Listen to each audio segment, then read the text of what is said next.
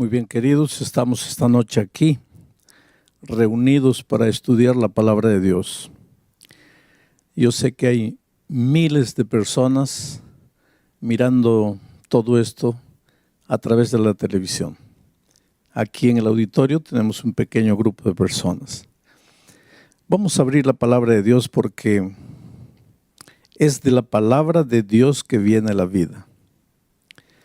La Biblia dice que cuando no había cielos ni tierra, por la palabra de Dios fueron creados los cielos y la tierra. Miren el poder creador de la palabra de Dios.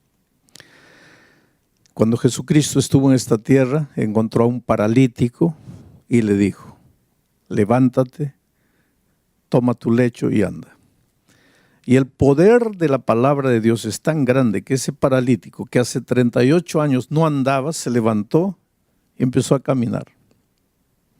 En otra ocasión el Señor Jesucristo encontró a un cadáver que hace 4 días ya estaba muerto.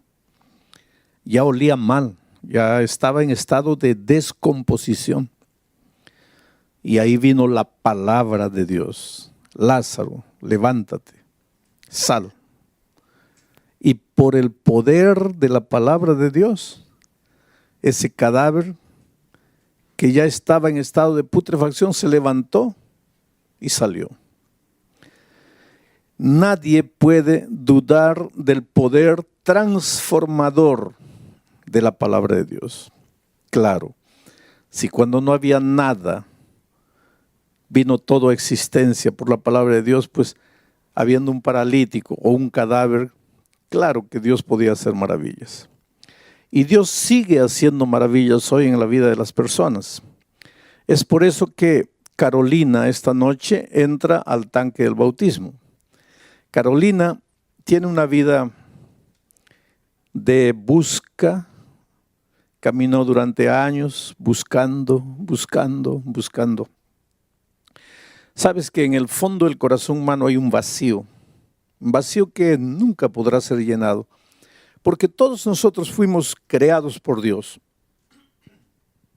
Salimos de las manos de Dios, y si salimos de las manos de Dios, pues nunca seremos completos hasta devolvernos a Dios. A Carolina le llevó mucho tiempo llegar a la conclusión de que sin Dios nunca sería completa. Es el Señor Jesucristo que da sentido a la vida. Y esta noche Carolina entra al tanque del bautismo para declarar su amor por Jesucristo y su deseo de vivir al lado de Jesús el resto de su vida. Carolina, porque has reconocido que necesitas de Jesús, te has arrepentido de tus pecados pasados, quieres empezar una nueva vida, quieres ser fiel al Señor Jesucristo hasta el fin de tus días. Para dar testimonio público de todo eso, el pastor Romero, como ministro del Evangelio, por mandato bíblico, te bautiza en nombre del Padre, del Hijo y del Espíritu Santo. Amén. Ahora Carolina resucita a una nueva vida, resucita a una nueva experiencia. Y yo quisiera que las cámaras enfocasen los ojos de Carolina. Hay un brillo especial, es el brillo de la liberación. El fardo de la culpa desapareció, acabó. Las cosas viejas pasaron, he aquí todo es hecho de nuevo. Bueno, entonces ahora vamos a concentrarnos en el estudio de la palabra de Dios.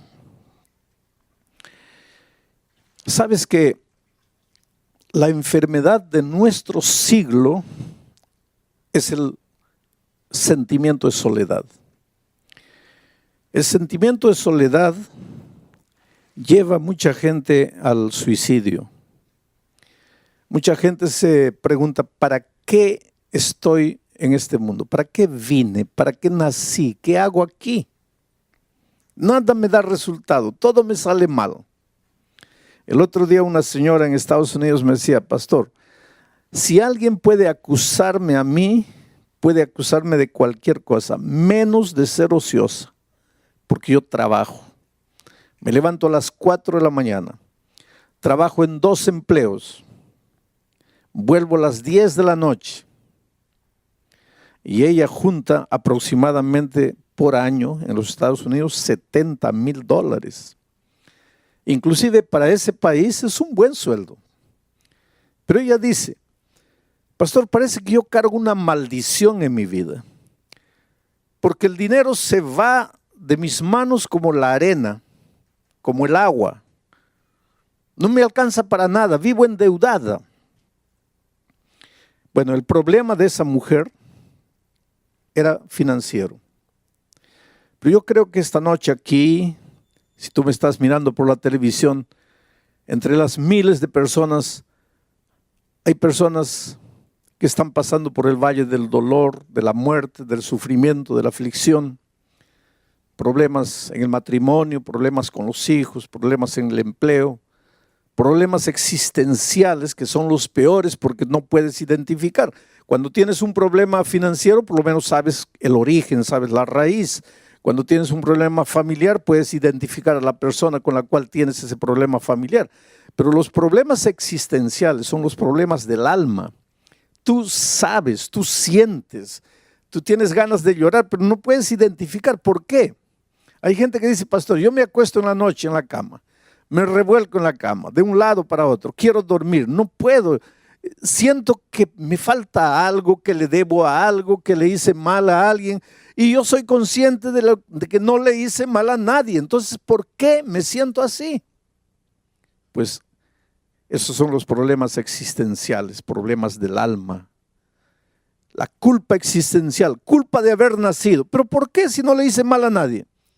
Pero es que la culpa existencial no tiene origen. Hay gente que en este mundo se pregunta, ¿dónde está Dios?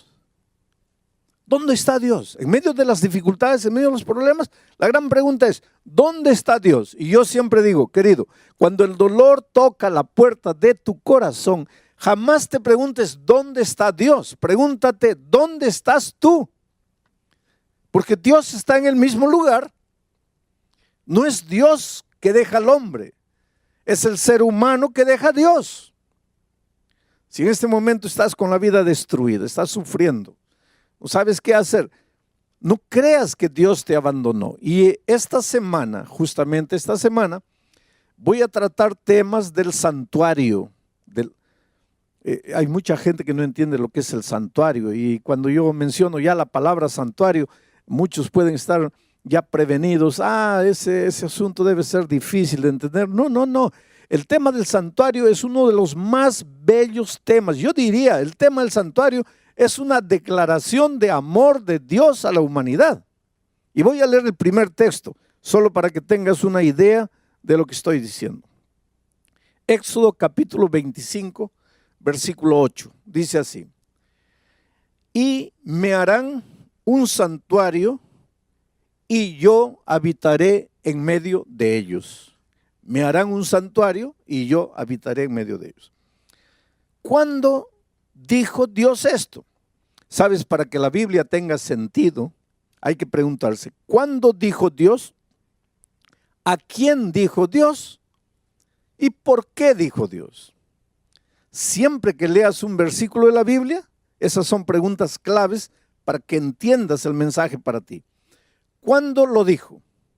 ¿A quién lo dijo? ¿Por qué lo dijo? Bueno, ¿qué dice Dios aquí? Me harán un santuario y yo habitaré en medio de ellos. ¿Cuándo lo dijo? Cuando Israel estaba en el desierto. No había agua, no había comida, el enemigo estaba allá atrás.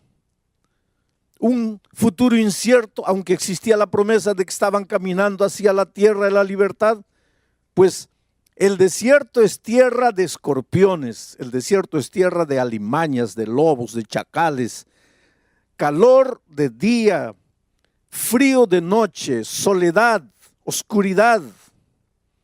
Y el pueblo de Dios muchas veces se preguntaba, ¿pero qué hacemos aquí? ¿Para dónde estamos yendo? Y ustedes saben que muchas veces los israelitas se quejaron con Moisés y le dijeron, mejor no nos hubiera sacado. Mejor nos hubieras dejado morir allá. Porque allá, aunque éramos esclavos, por lo menos teníamos que comer a la hora exacta. Aunque nos maltrataban, por lo menos sabíamos dónde íbamos a dormir. Pero aquí en el desierto caminamos y nunca llegamos. Y en esas circunstancias es que Dios se presenta a Moisés y le dice: dile al pueblo que me edifiquen un santuario y yo prometo que voy a habitar en ellos, en medio de ellos.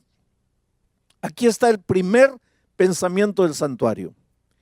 Dios no se aleja del ser humano. El ser humano se aleja de Dios.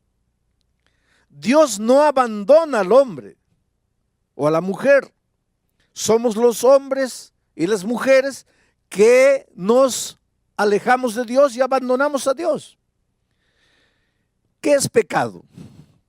Para entender lo que estoy diciendo hasta aquí, hay que entender lo que es la palabra pecado. Mucha gente piensa que pecado es robar, matar, adulterar. Esos son actos pecaminosos. Esas son conductas pecaminosas. Pero el pecado es más que eso. Antes de matar, el pecado es otra cosa. Antes de robar, el pecado es otra cosa. Antes de transgredir la ley, el pecado es otra cosa. Para entender qué es pecado, habría que entender qué es justicia, porque el pecado es lo opuesto de la justicia. Hay dos conceptos opuestos: pecado y justicia. La justicia y el pecado no pueden convivir juntos. Pablo dice: ¿qué comunión hay entre la justicia y la injusticia? Y la injusticia es el pecado. ¿Qué comunión hay entre la luz y las tinieblas? Cristo es la luz, el pecado, las tinieblas. ¿Qué comunión hay entre Cristo y Satanás? Entonces, ¿qué cosa es pecado? Pecado, antes de matar, es alejarse de Dios, separarse de Dios, abandonar a Dios, dejar a Dios. Básicamente eso es el pecado. Ahora, la persona que abandona a Dios acaba pecando, acaba practicando el pecado, el acto pecaminoso, acaba matando, robando, haciendo miseria. Pero esto de robar y matar ya es la consecuencia de haber abandonado a Dios. Porque si tú estuvieras en comunión con Dios, jamás matarías, jamás robarías, jamás practicarías la injusticia, porque al estar en comunión con Dios, estás en comunión con la justicia. Entonces, el pecado básicamente es apartarnos de Dios. Lo más triste, lo más terrible que el pecado hace en la vida no es que nos mandan a la cárcel por haber matado. Lo peor del pecado es que nos separa de Dios. Y al separarnos de Dios, pues ya crea el vacío dentro del corazón, porque si salimos de las manos de Dios, jamás seremos felices hasta devolvernos a Dios. Desde que Adán y Eva, miren, Adán y Eva, antes de tomar el fruto, ¿qué hicieron? Se apartaron de Dios, dejaron a Dios, vivieron solos y finalmente se acercaron del árbol y tocaron el fruto. Pero ese tocar el fruto ya fue la consecuencia, ya fue el resultado de haberse apartado de Dios. Ahora, ¿qué cosa es el ser humano en medio de la inmensidad del universo? Un granito de arena. Adán y Eva pecaron. Dios no podría haber dicho, pues pecaron. ¿Y qué son esos dos en medio de la infinidad del universo? Pues se apartaron por su propia voluntad, pues que reciban la consecuencia de lo que hicieron. Yo tengo tantos hijos en el mundo, millones y millones de hijos, yo puedo crear otros mundos. Dios podría habernos abandonado, pero no lo hizo. El Señor llegó al jardín buscando, llamando, y su pregunta fue: Adán, ¿dónde estás? ¿Y dónde estaba Adán? Escondido entre los árboles. Y desde ahí la historia de la humanidad ha sido la misma. Dios corriendo atrás del ser humano, el ser humano corriendo de Dios, Dios buscando al ser humano, el ser humano escondiéndose. En el Edén se escondieron entre los árboles. Hoy día hay gente que se esconde en el trabajo. No tengo tiempo para nada. No tienen tiempo para la familia, no tienen tiempo para Dios. Están tan ocupados en el trabajo, escondidos en el trabajo. Hay gente que está escondida en medio de los vicios. Hay gente que está escondida en medio de los placeres. El ser humano inventa árboles hoy para esconderse. Y la historia es la misma. Dios buscando, el hombre corriendo. Dios buscando, el hombre escondiéndose. Por eso es una incoherencia cuando después de apartarnos de Dios nos metemos en problemas, sufrimos, nos hacemos sangrar y ahí preguntamos, ¿dónde está Dios? ¿Cómo que dónde está Dios? Dios está donde siempre estuvo. Él nunca nos dejó. Nosotros es que nos fuimos. Y cuando el pueblo de Israel estaba en el desierto, pues Dios llega y dice así, háganme un santuario, constrúyame un templo y yo voy a habitar en medio de ellos. El santuario expresa el deseo que Dios tiene de vivir al lado de sus hijos, de vivir en medio de sus hijos, de estar presente en medio de sus hijos. Ahora mucha gente se pregunta, pero y antes de estar en el santuario, porque ahora Dios está en su santo templo, pero y antes de estar en el santuario, ¿dónde vivía Dios? Hay mucha gente, ¿sabes? Porque nosotros, por la palabra de Dios, sabemos que el santuario que Israel construyó en esta tierra era una reproducción del santuario del cielo. Quiere decir, Dios le mostró a Moisés el santuario del cielo. Él vio el santuario, vio las medidas, vio la forma, recibió todo de Dios y fue a los artesanos de Israel y les dijo, mira, Dios me ha mostrado esto, me ha dado las medidas, vamos a construir el santuario y Dios ha prometido que va a vivir en medio de nosotros. Pero hay muchos cristianos inclusive que no creen que hay un santuario en el cielo. No creen. Ellos piensan, muchos cristianos, muchos estudiosos de la Biblia, dicen que en el cielo no hay santuario, que Dios no necesita un santuario para poder vivir. Y realmente Dios no necesita un santuario para poder vivir, porque Dios es Dios. ¿Por qué existe el santuario en el cielo? Y después voy a explicar por qué existe el santuario en la tierra. ¿Por qué existe el santuario en el cielo? Mira, Dios es infinito, no está limitado al tiempo ni al espacio, pero el ser humano es finito y está limitado al tiempo y al espacio. ¿Cómo es que un Dios infinito, que no está limitado al tiempo y al espacio, podría vivir en comunión con un ser finito, limitado al tiempo y al espacio? ¿Cómo podrías juntar esas dos cosas? Pero ¿qué es lo que Dios quiere? Vivir con sus hijos. Pero Él es infinito. Él no está limitado ni al tiempo ni al espacio. Y el ser humano, sus hijos amados, sí están. Entonces Dios, en medio del universo, en medio del cielo, estableció un lugar físico, un santuario. ¿Para qué? El santuario es el punto donde el Dios infinito, que no está amarrado ni al tiempo ni al espacio, se junta con la criatura finita, amarrada al tiempo y al espacio. Es el punto del encuentro entre Dios y la criatura, ni siquiera el ser humano, porque nosotros estamos en la tierra. Estoy hablando de las criaturas angelicales. El punto en que ambos se encuentran es el santuario celestial. Y la Biblia tiene textos y más textos probando. Por ejemplo, si tú lees el libro, la epístola a los Hebreos, no hay cómo negar que haya un santuario en los cielos. ¿Por qué existe el santuario? Porque Dios quiere vivir en medio de sus criaturas. ¿Y en esta tierra por qué? Porque también Dios quiere vivir en medio de sus hijos. Por eso le pidió a Israel que construyera un santuario. Ahora, durante esta semana vamos a ver cómo a través del tema del santuario, Dios nos muestra la realidad de nuestra vida.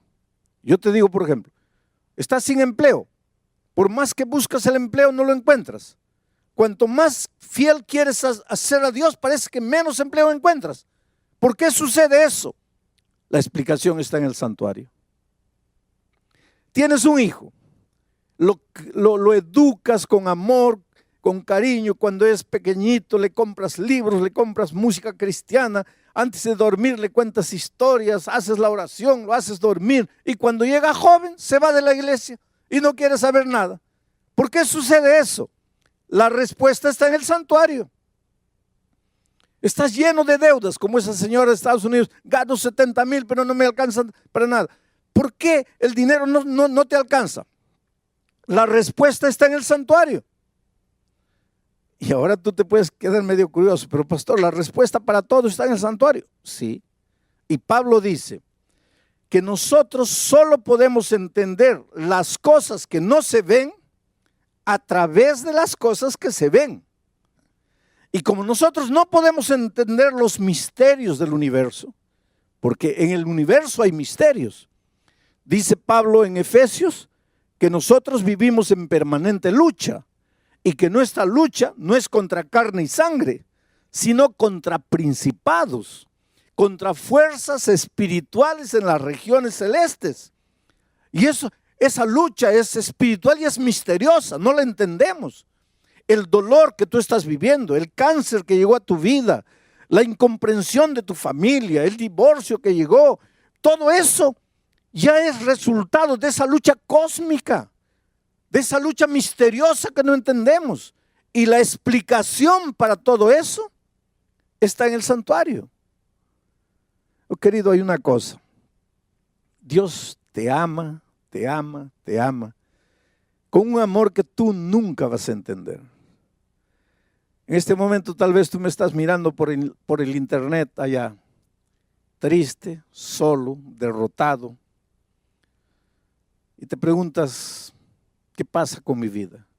Yo quisiera que tú entiendas que Dios te ama, te ama, te ama. Sabes que en todos estos años de mi ministerio, que no son pocos, uno de los temas más difíciles para mí, una de las cosas más difíciles de hacer entender al ser humano, ha sido hacerle entender el amor de Dios. ¿Y sabes por qué? Porque tú, cuando piensas en el amor de Dios, tú piensas en el amor de Dios, pero relacionado con el único tipo de amor que tú conoces, que es tu propio amor. Cuando piensas en el amor de Dios, ¿qué referencia tienes para amor? Tu amor. Pero tu amor humano, por más bonito que te parezca, es amor humano. Es un amor manchado de egoísmo. El otro día una señora decía, no, pastor, mi amor no está manchado de egoísmo. Yo realmente amo de verdad a mi esposa. No, tú dices eso. Tú dices, yo amo a mi esposa, yo daría la vida por mi esposa. Yo, si ella está enferma de riñón, me sacaría un riñón para darle a ella. Ella es mi vida, ella es todo para mí. Y si un día descubres que esa esposa te está traicionando con otro hombre, ¿a dónde se va tu amor? ¿Qué pasó con tu amor? Es que nosotros los seres humanos amamos al que nos ama. Amamos si podemos recibir algo en cambio. Amamos al que retribuye nuestro amor. Pero Dios no. Dios cuando ama, Él no espera nada. Simplemente ama. Nosotros cuando amamos esperamos algo. Y por eso que una señora un día me dice, pastor, yo aguanté a mi marido 30 años, el tipo yendo con una mujer, con otra mujer, emborrachando, lo aguanté 30 años, pero mi amor se acabó. Pues el amor humano se acaba, pero el amor de Dios no se acaba. Por eso yo siempre digo, si eres malo, Dios te ama. Si eres bueno, Dios te ama. Si aceptas a Jesús, Dios te ama. Y si no lo aceptas, también te ama. Pero ¿cómo puede ser eso? Es que la Biblia dice que Dios es amor. Nunca te atrevas a decir, Dios se va a cansar de amarte. ¿Cómo se va a cansar de amarte? El día que Dios se canse de amarte, se cansará de ser Dios. Porque Dios es amor. Y si el amor si Dios es eterno, pues el amor es eterno. Entonces tú puedes pensar así, entonces ya estoy tranquilo porque Dios me va a salvar. No vamos a confundir las cosas. Que Dios te ame es una cosa, que te vas a salvar es otra cosa. El amor de Dios no te va a servir de nada si tú no lo aceptas. La salvación es aceptar. Y hay mucha gente que le gusta, que Dios me ama, qué bonito, pastor, usted predica lindo porque me hace sentir amado por Dios. Pero ¿de qué te sirve eso? El asunto no es que tú te sientas amado por Dios, el asunto es que tú te apoderes del amor de Dios. Ahora, estás debiendo $10,000 y no tienes cómo pagar, y yo agarro la chequera y te firmo un cheque de $10,000. ¿Tu problema está resuelto o no? ¿Está resuelto o no? No, porque para que tu problema esté resuelto, primero, tienes que recibir el cheque. Segundo, tienes que ir al banco. Tercero, tienes que recoger el dinero. Cuarto, tienes que pagar tu deuda. Entonces, no es porque yo te muestro el cheque que tú ya estás con tu problema resuelto. Entonces el amor de Cristo es igualito. Dios te ama, claro que te ama. El amor de Dios nunca se va a acabar, nunca se va a acabar. Pero ¿de qué te sirve el amor de Dios si no te apoderas? Por eso que tienes que abrir el corazón a Dios. Y el tema del santuario es la más bella expresión del amor de Dios. A lo largo de esta semana vamos a ver cómo en cada corderito que moría estaba escrito el amor de Dios. En cada utensilio del santuario estaba escrito el amor de Dios. En la ceremonia de expiación estaba escrito el amor de Dios. En el día de la expiación y el juicio que Israel sufría estaba escrito el amor de Dios. A veces te preguntas, ¿cuándo va a terminar el pecado? ¿Cuándo Cristo va a volver? Ya estoy cansado de vivir en este mundo. Ya quiero que Jesús venga. Y todo eso está descrito en el tema del santuario. No me voy a detener tanto en la teología del tema del santuario, pero voy a traer las ideas principales para aplicarlas a tu vida, para que tú entiendas cómo Dios te ama. Querido, en este momento yo quiero contarte una historia. Yo siempre termino mis mensajes contando una historia por un simple motivo. Todo lo que te hablé está documentado en la palabra de Dios. Pero a veces hay personas que piensan, ¿pero será que eso funciona? Entonces yo cuento historias para que las personas vean que funciona. La palabra de Dios dice que funciona. Ahora, cuando tú ves una historia, escuchas una historia, ves que funciona. Y si funcionó en la vida de Pedro, puede funcionar en tu vida también. Pero para eso tienes que apoderarte del amor de Dios. A lo largo de mi vida he encontrado personas con la vida destruida, acabada. Los hogares sufren mucho, ¿sabes? Y sufren mucho por un simple motivo. Un hogar está formado básicamente por un hombre y una mujer. Ahí ya comienzan los problemas. ¿Y sabes por qué? Porque el hombre tiene cabeza de hombre y la mujer tiene cabeza de mujer. Cuidado, hay hombres que quieren tener cabeza de mujer y ahí se meten en problemas. Y mujeres que quieren tener cabeza de hombre. No, el hombre es hombre y tiene que ser hombre. Y actuar como hombre, vestirse como hombre y portarse como hombre. Y la mujer igual, como mujer. Pensar como mujer, sentir como mujer, vivir como mujer, actuar como mujer. Solo que cabeza de hombre es cabeza de hombre y cabeza de mujer es cabeza de mujer. No estoy hablando de inteligencia porque ambos son inteligentes. Y en algunas ocasiones el hombre puede ser más o la mujer puede ser más, eso no es problema. Tanto así que mujeres pueden ser presidentes de grandes naciones y sin problema. Mujeres pueden ser presidentes de grandes empresas y no hay problema. Yo no estoy hablando de ese tipo de diferencia. Pero que mujer piensa como mujer, piensa porque es mujer. Y el hombre piensa como hombre porque es hombre. Por eso yo siempre digo que la mujer no fue creada para ser entendida por los hombres. No trates de entender. Mira, si tú eres esposo, no trates de entender a tu esposa que te vas a volver loco. Las mujeres no fueron entendidas, no fueron creadas para ser entendidas, fueron creadas para ser amadas. Ama a tu esposa. No trates de entenderla porque vas a enloquecer. Ahora, ¿es posible dos cabezas diferentes vivir 40 años en un clima de amor, de comprensión, de entendimiento? Sí, es posible. Es posible. Yo estoy casado casi 50 años con la misma mujer, entonces es posible. ¿Hay diferencias? Claro que hay diferencias. Ahí entra el evangelio. Ahora, ¿por qué estoy haciendo todo eso? Porque yo encuentro parejas destruidas, acabadas. ¿Cómo el tema del santuario podría ayudar a una pareja destruida? En México, un hombre golpeaba a la esposa, la maltrataba, especialmente cuando bebía. Y el problema era que bebía todos los días. Entonces todos los días la maltrataba. Cuando le pasaba la borrachera, ahí pedía perdón, ay, discúlpame, yo te amo, yo no quiero hacerte nada. Pero al día siguiente la volvía a golpear y la volvía a maltratar. Y a veces la maltrataba feo, que la mandaba al hospital a la pobre. Y entonces un día, y él la amenazaba, porque ella un día le dijo así, mira, un día vas a llegar aquí y no me vas a encontrar. Y él le dijo, mira, si un día llego aquí y no te encuentro, yo te persigo.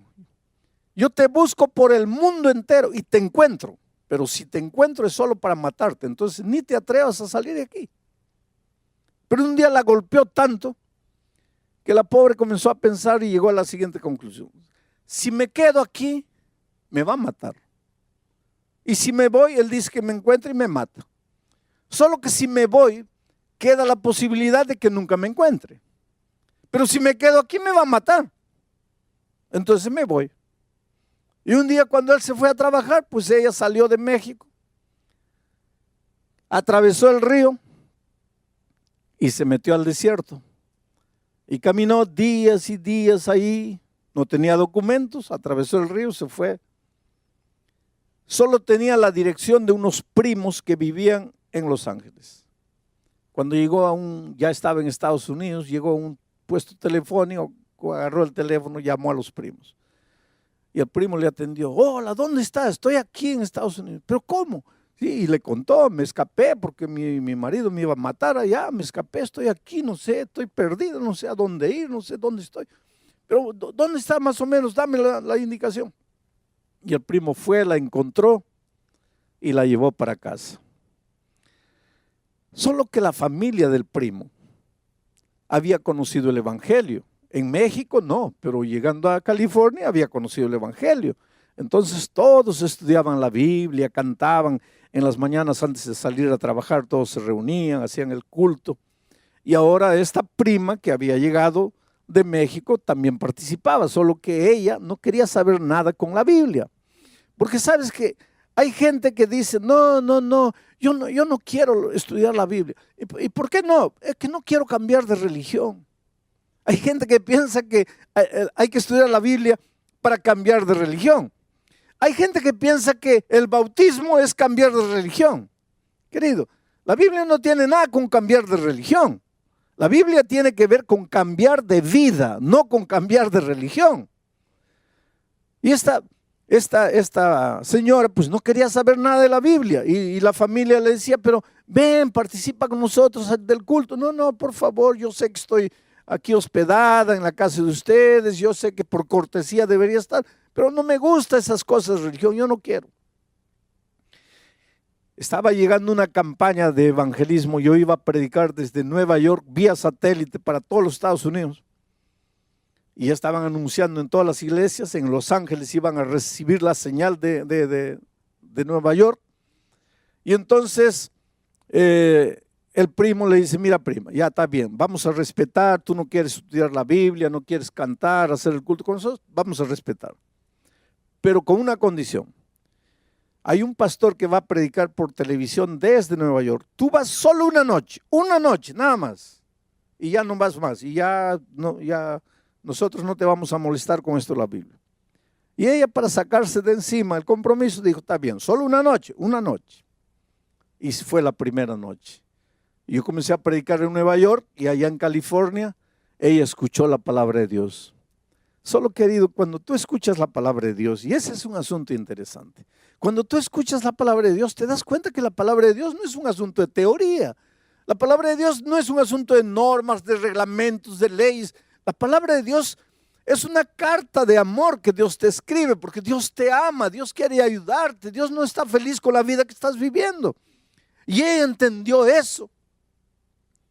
Y se fue, terminó, volvieron a la casa. A la noche siguiente,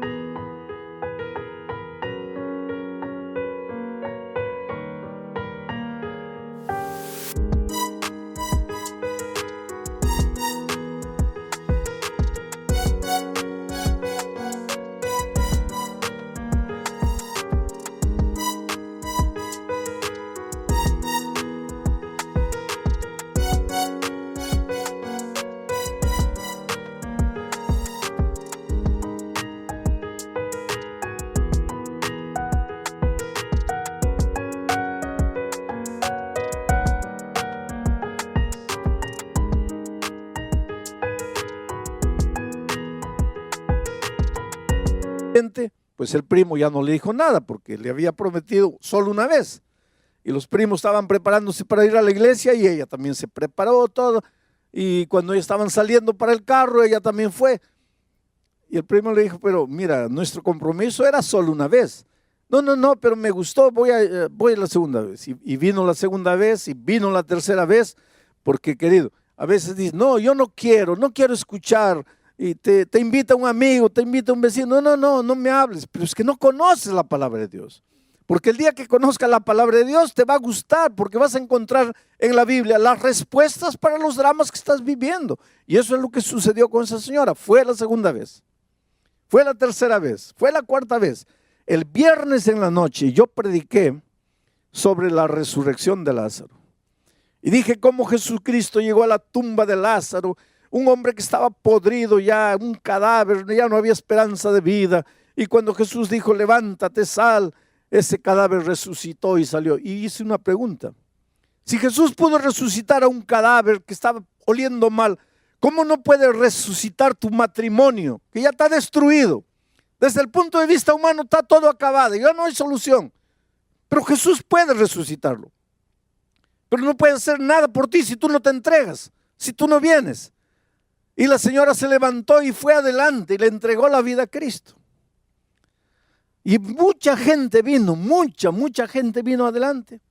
Ella estaba ya delante de la pantalla, porque yo estaba predicando en Nueva York, ella estaba en Los Ángeles. Estaba ahí delante de la pantalla, llorosa, entregándose al Señor Jesucristo. Y de repente siente que alguien le agarra el brazo. Y mira, le agarra fuerte. Y cuando da la vuelta, era el esposo. Y el esposo le había dicho, si te escapas, yo te encuentro en cualquier rincón del mundo, pero solo para matarte. Ahí él entró en pánico, me va a matar aquí. Solo que el esposo estaba con lágrimas en los ojos y la estaba apretando fuerte, y cuando vio el miedo en el rostro de la esposa, le dijo, ay, disculpa, no te voy a hacer nada. Yo también me estoy entregando a Jesús. ¿Cómo entregando a Jesús? Ahora te voy a contar la segunda parte de la historia. Cuando él llegó a la casa y la esposa no estaba, pues comenzó a buscarla por todo México y nada. No había, buscó con los amigos, con los parientes, nada. Y encontró la dirección de los primos de ella en California. Entonces también se lanzó al río, cruzó el río, caminó por el desierto, llegó a California, tenía la dirección. Y comenzó a espiar ahí de lejos, porque decía así, si está aquí va a salir, en algún momento va a salir. Y efectivamente un día la vio salir, pero acompañada de los primos. Y él quería, yo quiero que esté sola para matarla. Yo la mato y me voy a México y nadie me encuentra. Y estaba ahí persiguiéndola durante...